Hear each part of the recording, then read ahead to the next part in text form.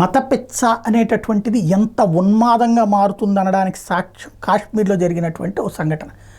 కాశ్మీర్లో ఇప్పుడు ప్రపంచం నలుమూలల నుండి అక్కడికి యాత్రికులు వస్తూ ఉన్నారు, టూరిస్టులు విపరీతంగా వస్తున్నారు. అందులో ఇజ్రాయెల్ నుండి వచ్చినటువంటి ఒక మహిళకి ఎదురైనటువంటి సమస్య ఇది ఎక్కడో కాదు, మన దేశంలో ఎదురైంది. కాకపోతే చుట్టుపక్కల వాళ్ళందరూ కలిసి వెంటనే స్పందించారు. ఒక ఆమె అక్కడికి కొనుక్కోవడానికి అని చెప్పి వస్తే అక్కడ ఉన్నటువంటి షాప్ వ్యక్తి వెంటనే ఇదే మీరు ఏ దేశం నుంచి వచ్చారని అడిగారు. అమ్మాయి ఇజ్రాయెల్ అని చెప్పింది.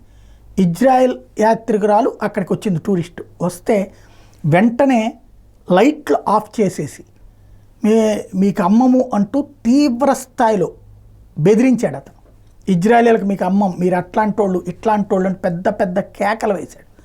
అమ్మాయి భయపడిపోయింది, పరుగులు పెట్టుకుని బయటకు వచ్చింది. చుట్టుపక్కల వ్యాపారస్తులు అందరూ చూశారు, వాళ్ళందరూ గుమికూడారు. గుమికూడినప్పుడు అడిగితే విషయం ఇది అని తెలిసింది.